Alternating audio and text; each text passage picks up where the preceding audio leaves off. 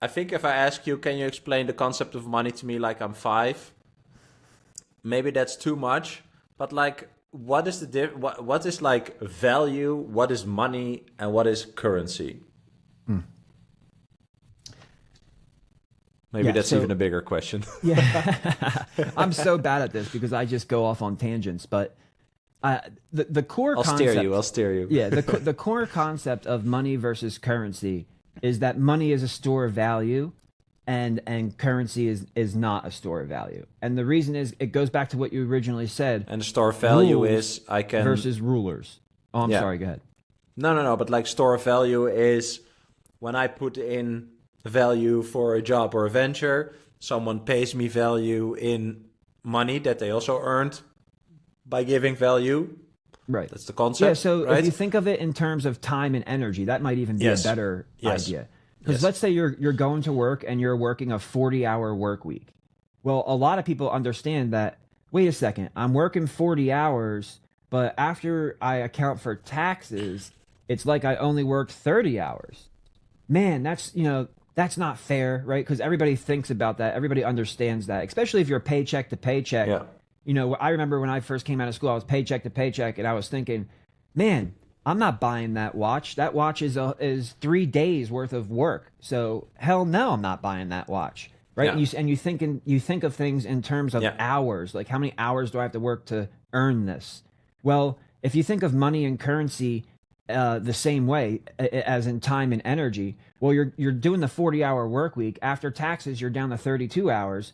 Well, if you keep the value of your 32 hours of time and energy in currency, it's going to slowly leak. It's like you're keeping it in a bag that has a hole in it. Which is dollar, And euro, etc. even if, Right? yeah, Like any of the those, yeah. any paper currency that's issued by a government and backed by the tax receipts that the government receives, that kind of currency is being abused because its supply is being continuously expanded. And Yeah. the expansion of that supply in currency, see, money can't expand. If you want to expand the amount of gold, you have to go spend time and energy to pull it out of the ground. So that protects the amount of gold that can be pulled out of ground. That protects the amount of supply that can come to the market. With Yeah. Bitcoin, it's an absolute finite supply. So there, you can't just pull out more because you want to, or you spend more money. And then if you spend more money and you get the hash rate, then the difficulty adjustment kicks in. And 2 weeks after you invested all that money to produce more of it, now you're right back at a neutral level. So So Bitcoin is basically like, also what you say is that money and currency got conflated. yeah, oh yeah, absolutely. People think they're using money, but they're really using currency. But this since 1971, we have been in a currency experiment because up until that time, the dollar was redeemable for gold, so it was a commodity money. It wasn't a paper currency. Yeah. But for the last 50 something years, we've been in a paper currency experiment, and that experiment Is is that coming also to the an end. difference? Is money backed by something and currency is, I want to say, conceptualized or created in a sense? Is that more like a paper, Yeah. not pun So without intended, but going like a into the paper concept instead of actually representing something of value?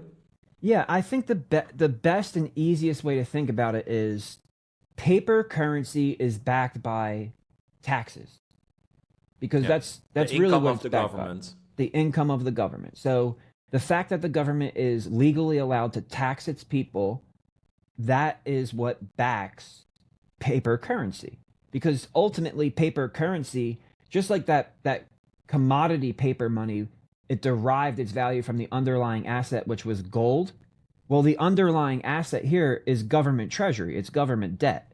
So Yeah. that, see, on the banking balance sheet, the asset is government debt, a treasury, and then the liability is the actual currency. So the currency derives its value from the treasury, but the treasury derives its value from tax receipts.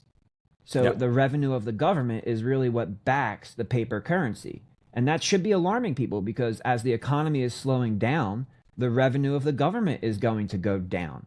But at the same time, most governments in the entire world, they aren't slowing down the expansion of their currency supply. They're speeding up the expansion of their currency supply at the same time that their tax revenue is going down. So Yeah. on a personal level, Imagine you were making $50,000 a year, and now your boss comes to you and says, listen, I'm going to have to let you go. And you go, please, I'll take a pay cut, but I got to stay here. I love this job. I don't want to go elsewhere. I know I'm making good money here. Even if you bring it down to $40,000, I'll stay here for you. Well, taking that pay cut means that you're going to make changes in your lifestyle because you're not going to be able to afford some things or another.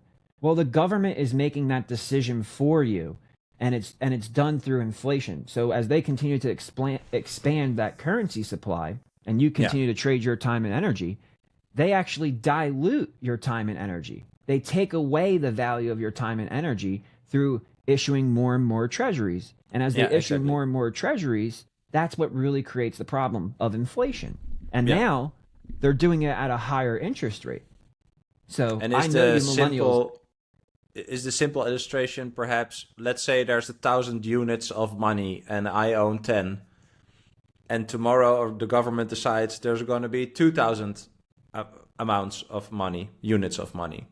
I still have 10, which means my share of the total units of money became less, right? Percentage-wise. Absolutely. So that devalues that what I have, basically. Absolutely. But in order, let's say for a store to keep up with that, they will up the units that make the price for a certain thing. Let's stick with bread again, right? So they up the number, the price basically, which is the number of units you have to pay for the bread, right? But that will account for a bigger share of my 10, right? So because there's more money, more units, my units are devalued in a sense, but the value of a bread, just the bread, is the same, but the price of it will go up. Yeah.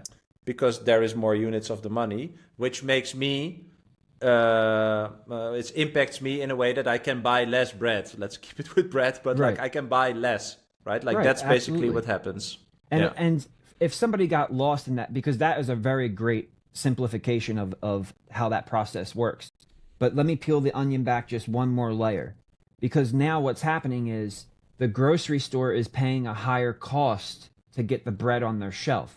And that's where it's not just the stores saying, oh, well, we think there's more currency units in circulation, so we're going to raise the price. No, the cost to the grocery store to get the bread on the shelf increases because they have to pay the trucker more and they have to pay this and da-da-da-da-da. And by the way, interest rates are a cost. So isn't it funny that they try to fight inflation by raising the price? You know, let's fight rising prices by rising the price of money.